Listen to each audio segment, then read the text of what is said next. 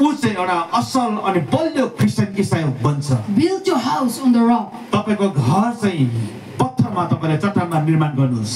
Hear the word परमेश्वरको वचन सुन्नुस् and do them. अनि त्यसलाई गर्नुस्। Apply them. त्यसलाई एप्लाई गर्नुस्। You will build your house on the rock. तपाईले आफ्नो घरलाई चट्टानमा बनाउनुस्। God detests people approaching magicians and sorcerers. Magicians and astrologers. God does not like. परमेश्वर चाहिँ नि हाम्रो परमेश्वर चाहिँ जादुगर जस्तो होइन।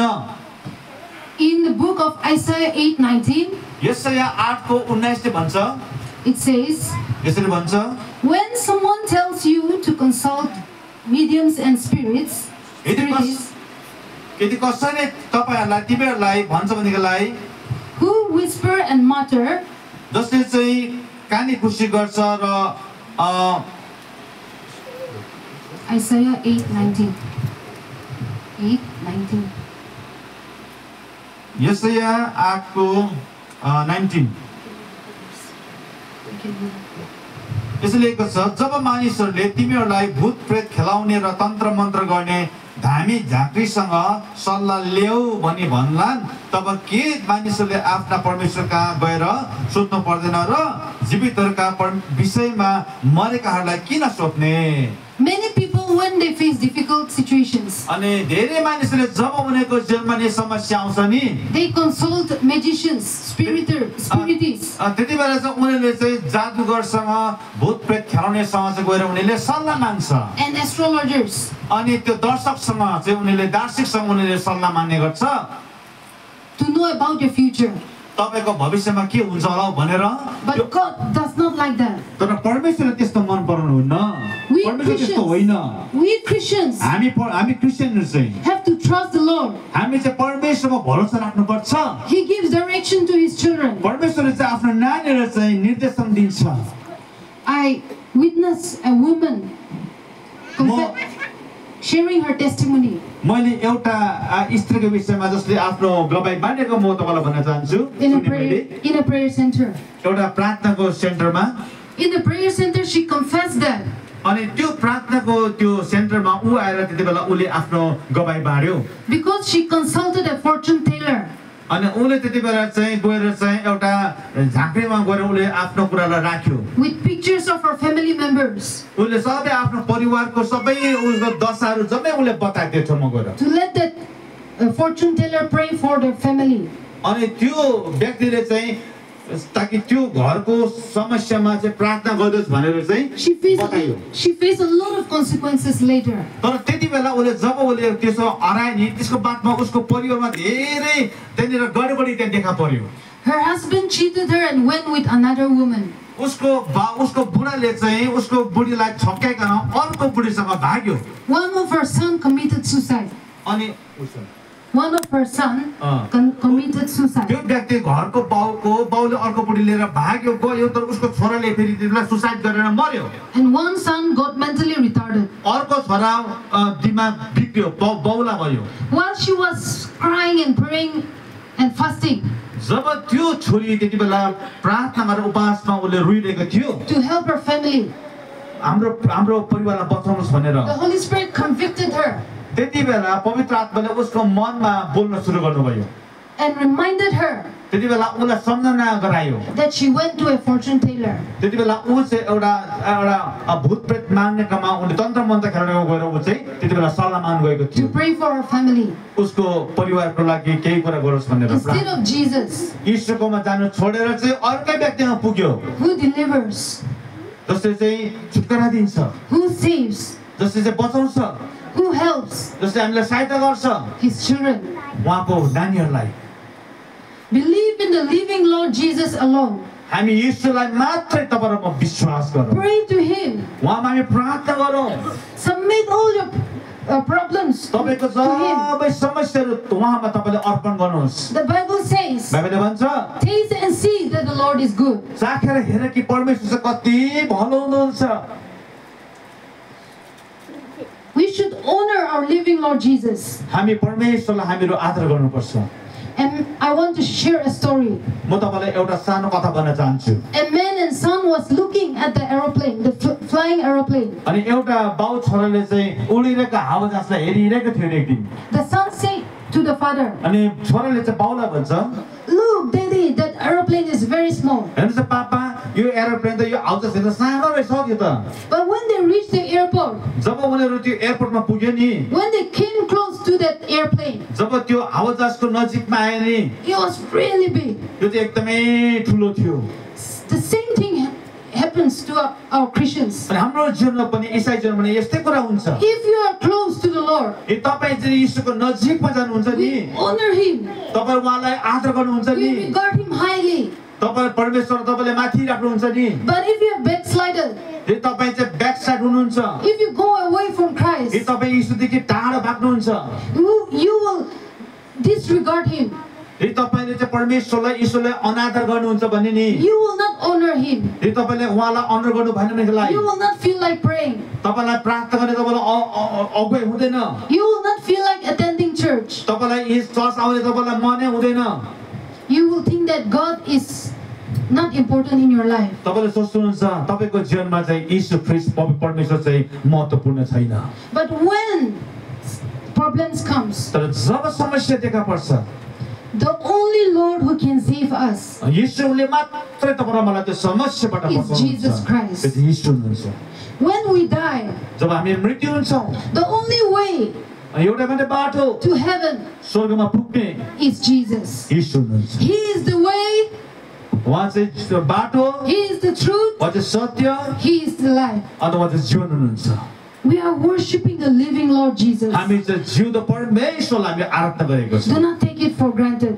तपाईँ चाहिँ यो चाहिँ हल्का नलिनुहोस् है मण्डली Matthew 22:37 commands us, मत्ती 22:28 भन्छ "You shall love the Lord your God तर तिमीले चाहिँ परमेश्वरलाई प्रेम गर्नु with all your heart, सारा हृदयले with all your soul, सारा प्राणले and with all your mind." सारा मनले How many of you जति तपाईँ कतिजना हुनुहुन्छ are worshiping परमेश्वरलाई आराधना गर्ने and loving the Lord Jesus, यीशुलाई चाहिँ माया गर्ने who died for you, तपाईको लागि जो मर्नुभयो who rescued you from hell? जो चाहिँ के अरे नरकबाट निस्कनु भयो निकाल्नु भयो How many of you तपाईँ को हुनुहुन्छ are loving the Lord भन्नुहुन्छ प्रभुलाई म प्रेम with गर्छु all your heart, तपाईको प्रेम तपाईँको हृदयले पुरा with all your हृदयले soul, तपाईको प्राणले with all your mind? तपाईको मनले Even in offerings, तपाईको तपाईको तपाईको दियाइमा पनि भेटी चढाउँदा पनि or even in building the church, तपाईले चर्च बनाउँदै गर्दाखेरि पनि